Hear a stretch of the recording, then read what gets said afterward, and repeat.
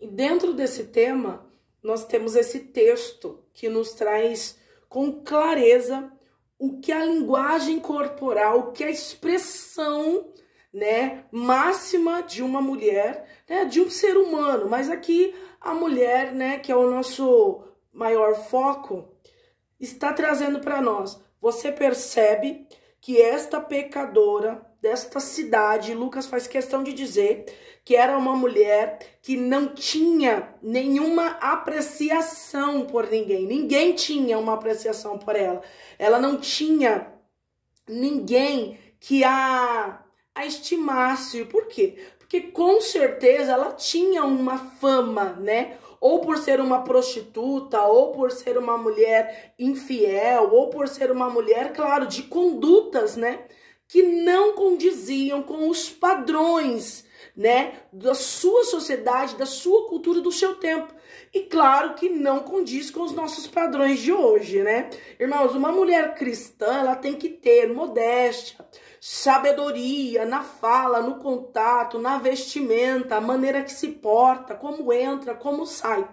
A mulher cristã, muito mais, né? Uma mulher que vive numa sociedade como a nossa, brasileira, que é regida por todo um contexto cristão, porque o Brasil, ele é um país cristão.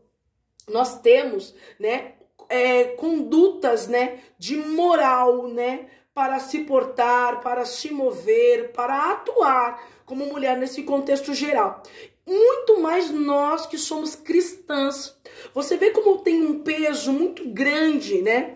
A fama que por muitas vezes nós permitimos que as pessoas tenham uma visão às vezes conturbada e às vezes até real, né? Infelizmente tem muita mulher cristã que dá um mau testemunho, tem uma má conduta, né? Por isso que eu digo infelizmente até real, de uma visão distorcida do que somos e do que Cristo nos criou para ser. Nós vemos esta mulher anônima, não tem nome. Alguns comentaristas bíblicos, né, trazem ela como Maria Madalena, a pecadora, trazem ela como Maria, a irmã de Marta e Lázaro, porque num contexto mais adiante, em Atos, nós vemos João, né, no Evangelho de João, em Atos dos Apóstolos também, nós vamos ver esta Maria inserida dentro do contexto onde Maria, a irmã de Lázaro e Marta, ela quebra um vaso de alabastro, unge a cabeça de Jesus Cristo, né? Ali como um ato profético para a crucificação, encomendando o corpo do nosso Senhor, né? Mas neste contexto de Lucas, nós não temos nenhuma conclusão, né, específica que sejam essas mulheres. Aqui, para mim, é um texto isolado, uma mulher isolada, é uma mulher, né, única, né, aonde Lucas traz dentro desse contexto feminino, né, o que uma mulher passava nos dias de Jesus Cristo. Muito mais uma mulher, irmãos, que tinha uma vida totalmente torta, né, no lamaçal do pecado, né, afundada em seus desejos, em suas vontades, né? Muitas das vezes nós não queremos ter algumas atitudes ou não queremos fazer algumas coisas, mas levadas pelos desejos da carne, né? De maneira pecaminosa ou até mesmo por causa de condições financeiras, né? Eu não sei se ela era uma meretriz, eu não sei se ela era uma prostituta, né? Alguns comentaristas dizem que ela podia até estar casada com um homem que tivesse uma má conduta, porque às vezes o homem, por ter uma má conduta, a mulher também trazia consigo este peso, né? De ser mal vista, de ser mal concebida pela sociedade que vivia, pelo contexto geral que ela vivia, né? Nós não sabemos nu e no cru o que esta mulher passava, o que ela representava para a sociedade, mas o que sabemos é que ela estava fora do contexto, né, que a sociedade exigia, né? A Bíblia vai trazer para nós que ela era uma mulher pecadora, aonde ela fica sabendo que Cristo estava na casa de Simão, né, um fariseu de sua época, né? Ali um homem conhecido, um homem conceituado dos seus dias, né? Um homem conhecedor da palavra de Deus, um homem que trazia consigo um peso religioso, né? Um homem conhecido, aonde ele convida Cristo, Jesus de Nazaré, para comer, né? Juntamente com eles. A Bíblia vai dizer que ele rogou, né, ao mestre que comesse com ele em sua casa. Não sabemos a intenção de Simão, não sabemos a intenção que ele tinha com Cristo naquele dia. Se era para que ele pudesse ter um pouco mais de nome, porque Cristo era um ícone do momento, né, onde ele passava, acontecia milagres, onde Cristo passava, tinha um ensinamento, onde Jesus chegava, algo acontecia. Então era o movimento do momento, né? Era Cristo, né? Então, se tivesse redes sociais, irmãs, ou irmãos que estão nos ouvindo agora, se tivesse redes sociais, você pode ter certeza que ele ia estar no top de linha das plataformas digitais. Cristo era o ícone daqueles dias. Então não sabemos se ele queria pegar Jesus, né, numa fala às vezes para condená-lo pela lei. Não sabemos qual é a intenção de Simão, ou de conhecer um pouco mais de Cristo, porque Simão, ele era um religioso dentro, né, do contexto cultural, né, aonde ele era cultural israelita, onde ele tinha consigo, né, claro, as leis judaicas, né, ainda não tinha esse coração aberto para o cristianismo, porque estava começando, ainda era novo, né, essa parte onde Cristo traz esta leveza, né, não que a graça é mais leve do que a lei, não é, porque na graça, se pensar, já pecou. Na graça, eu acho que é muito mais complicado, porque o coração conta demais. Na lei, era mais a execução da lei, né, para que as pessoas vissem que a lei estava sendo executada. Você precisava ter, né, demonstrar que estava cumprindo a lei. Não que hoje não temos obrigações como cristãos, mas hoje o coração conta demais, tanto que neste dia, neste momento, esta mulher adentra a casa de Simão. Irmãos, as mesas eram baixas, eles se deitavam ao chão, inclinando, né, inclinando a mão, com o cotovelo apoiando no chão, os pés para fora da mesa, eles comiam com a mão. Então nós vemos que no momento de intimidade, porque mesa, né, traz este sentido de altar, né, de intimidade, né? Você põe para sentar na mesa quem você mais estima, quem você ama, né? Ou até mesmo uma pessoa que você quer, né, honrar. Nós vemos dentro desse contexto aqui, onde Jesus de Nazaré se assenta na mesa de Simão, né? Se reclina na mesa de Simão, e essa mulher entra com ímpeto, sem ser convidada naquele lugar, com um vaso de alabastro, que era um dos óleos mais caros daqueles tempos, daqueles dias. E para aquela cultura, o óleo era muito específico, muito especial para ungir, para perfumar, para trazer, né, para aquela pessoa que estava recebendo aquela unção, ou até mesmo aquele óleo aromático de presente, trazer para ela a estima que você tinha por ela, né? Ou unção, né, também, ungindo, né, para abençoar, né, ungindo para separar, né? Nós vemos aqui esta mulher adentrando este lugar com um vaso em suas mãos. Ao contrário de que muita gente pensa, achando que era aquele vaso gigantesco, não. O vaso era um vaso pequeno, de 10 a 15 centímetros. Trazia, né, uma ponta alongada, né, com ele, aonde era selado para que o cheiro do óleo pudesse ser concentrado ali, pudesse ser preservado, né, de uma maneira peculiar. Então, a Bíblia diz que ela quebra o vaso aos pés de Jesus por detrás, porque mulher nem era contada como gente, irmãos, naquele tempo, né? Mulheres e crianças eram um contextão geral, né? Os homens não, né? Os homens eram mais estimados, né? Hoje nós temos dentro da nossa nação, né, a brasileira, nós temos, graças a Deus, conquistado um espaço, né, feminino aí de muita estima, de muito destaque, graças a Deus por isso, mas esta mulher não experimentou disso. A Bíblia vai dizer que por detrás, aos seus pés, chorando, né, ela começou a regar os pés de Jesus com suas lágrimas e enxugava com seus cabelos os pés de Jesus, beijava os pés de Jesus e os ungia com unguento, né, com o óleo ali, este óleo precioso de nardo puro.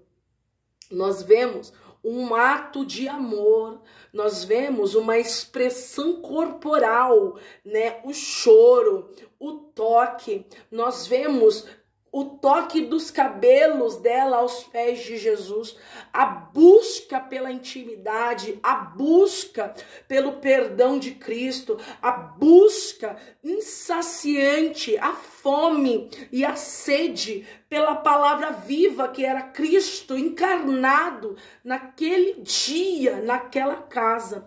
Não interessa a intenção das outras pessoas que estavam ali, de Simão, que era o anfitrião, ou de quem estava convidado para estar com eles.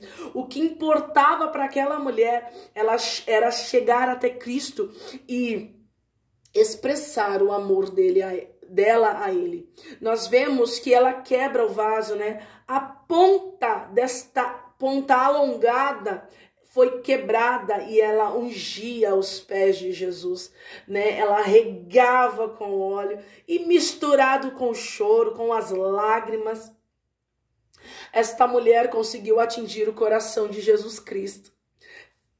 Tanto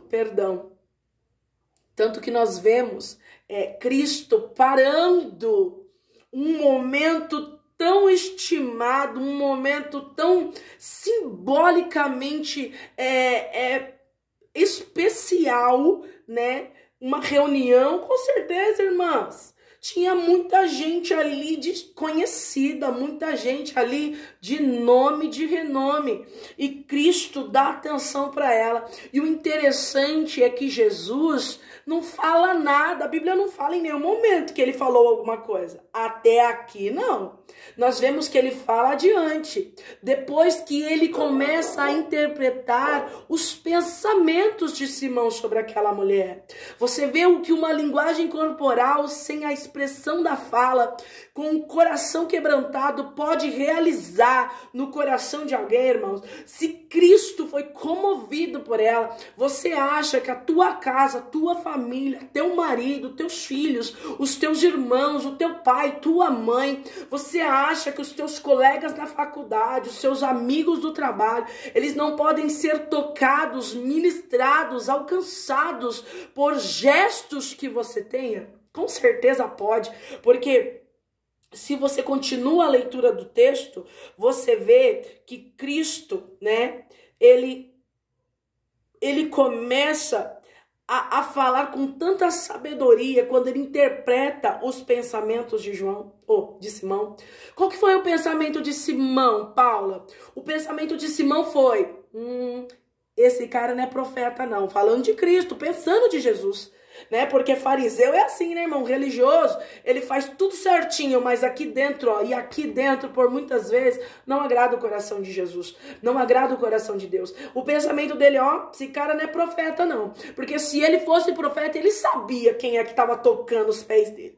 Ele saberia que esta mulher é uma pecadora. O julgamento de Simão, o coração aprisionado de Simão na religiosidade, ou nos costumes, ou naquilo que as pessoas iam pensar.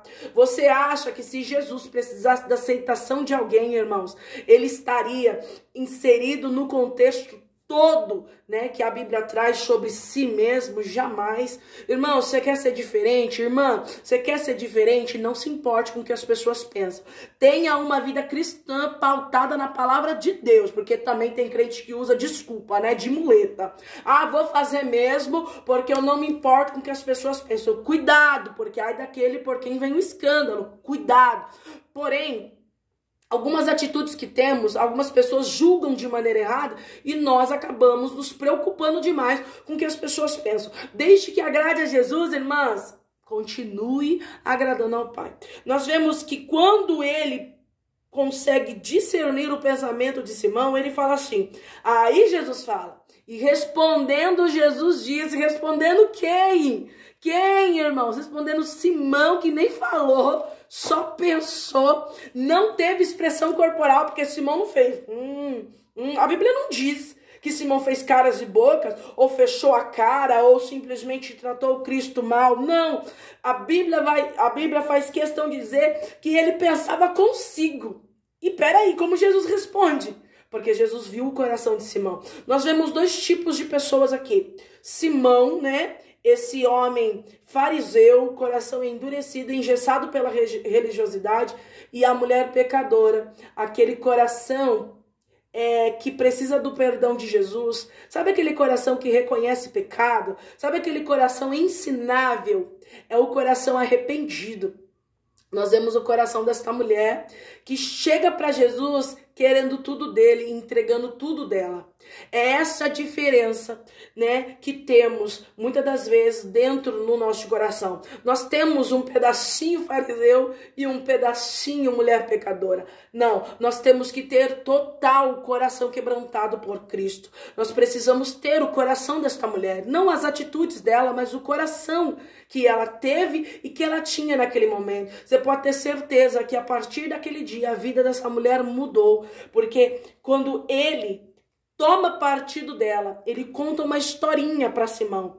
Ele conta uma parábola dizendo, um homem devia 500, né, dinheiros, e o outro homem devia 50 dinheiros, Simão. E nenhum deles podiam pagar a dívida. Este homem, que era o que estava como o receptor da dívida, perdoou a ambos. E aí eu fico intrigada com a pergunta de Jesus a Simão. Simão, quem é que ele amou mais? Quem é que amou mais para que eu pudesse entender o pensamento de Jesus, irmãos? Eu precisei orar muito. Por quê? Porque parece fácil quando você ouve Cristo falar, mas não é. Olha o que ele diz. E não tendo eles como pagar a dívida, perdoou-lhe a ambos. Dize. Ele fala, ô Simão, me diga, pois, qual deles o amará mais? Qual dos dois vai amar mais aquele que o perdoou? Ah, fácil. Aquele que ele perdoou a dívida maior, né? Cristo queria ouvir isso. Tá certo? Pois ele disse, Jesus disse a Simão, aquele que foi perdoado mais, deve amar mais. Aquele que foi perdoado menos, deve amar menos. Olha aí, vê tu essa mulher, aí ele começa a entrar no contexto do texto dessa mulher. Simão respondendo disse, tenho para mim que é aquele que mais perdoou. E ele disse, julgaste bem. Voltando para a mulher, ele vai falar, tá vendo essa mulher aqui? Que entrou na tua casa? Ela me deu água para os pés, ou seja, chorou nos meus pés e lavou os meus pés. Ela me deu, com as lágrimas, ela lavou os meus pés e ela enxugou com os seus cabelos. Ela me deu o ósculo, o beijo que era para você me dar, porque culturalmente, quando você recebia alguém em sua casa, naquele contexto, naquele dia, na casa de Simão, naqueles dias que eles viviam, você lavava-se os pés daquele que chegava, beijava-o no rosto com o ósculo santo e ungia-lhe a cabeça, como sinal de honra, né? Sinal de estima. Jesus pontua.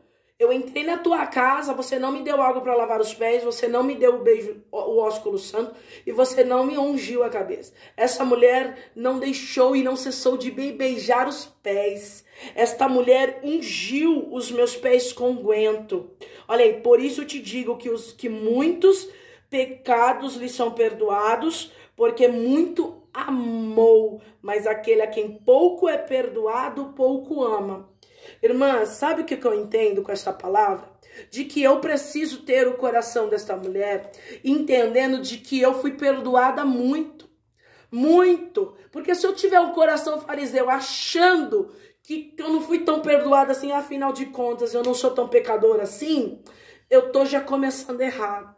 Quando eu entendo de que o Senhor Jesus me resgatou do inferno e da morte espiritual da eternidade, eu tenho que ser grata. Muito, muito, muito. Eu preciso entregar o meu melhor. Eu preciso adentrar o culto sabendo que eu preciso entregar o meu melhor. Eu preciso ter uma vida que possa, em nome de Jesus, demonstrar o melhor do que eu tenho a Cristo. Então, com a sua linguagem corporal, na hora da oração, na hora da intimidade, abrace a Jesus com as suas lágrimas, com o seu choro. Abrace a Jesus com o seu canto. Abrace a Jesus com as suas atitudes cotidianas e corriqueiras. Abrace a Jesus em nome do Eterno, com os seus atos de justiça para com as outras pessoas. Tenha atitudes, gestos corporais, gestos de amor para com o próximo. Jesus está vendo você, mulher de Deus, aonde você estiver. Naquele dia ele viu e olhou para esta mulher pecadora e disse para ela que a fé dela havia a salvado e que ela estava o quê? Liberta, perdoada. Sinta-se perdoada por Jesus hoje. Dê o seu melhor a Cristo. Fique com essa palavra no teu coração e saiba que em nome de Jesus você não precisa de estímulo de ninguém para adorar a Deus. Esta mulher não foi inspirada por ninguém em sua casa. Vai lá buscar a Jesus. Vai na casa de Simão. Não, o coração dela fervilhava por Cristo, pelo perdão de Jesus, porque senão ela não tinha entrado, irmãos, naquela reunião, sem ser convidada, correndo o risco de ser escorraçada como um cachorro. Mas nós vemos uma mulher sedenta pelo amor de Jesus. Que nesta manhã, onde eu gravo este vídeo, você seja alcançada pelo Espírito de Deus por esta palavra. Fique com essa palavra na sua alma e que o Espírito de Deus possa trazer para você, com este texto, dentro deste contexto, a importância da adoração, a importância de ter um coração ensinável, a importância de ter um coração quebrantado, a importância de ser uma mulher perdoada por Jesus e ter uma vida que demonstre o perdão de Jesus sobre você. Em nome de Jesus, que o Espírito de Deus visite a tua casa e que a graça do nome do Eterno repouse sobre a tua cabeça. Em nome de Jesus, entregue o teu melhor a Ele, porque Ele merece. Ele é o amado da tua alma. Ele é o ícone da sua vida. E em nome de Jesus, seja abençoada por esse texto, dentro deste contexto da mulher pecadora, em nome de Jesus.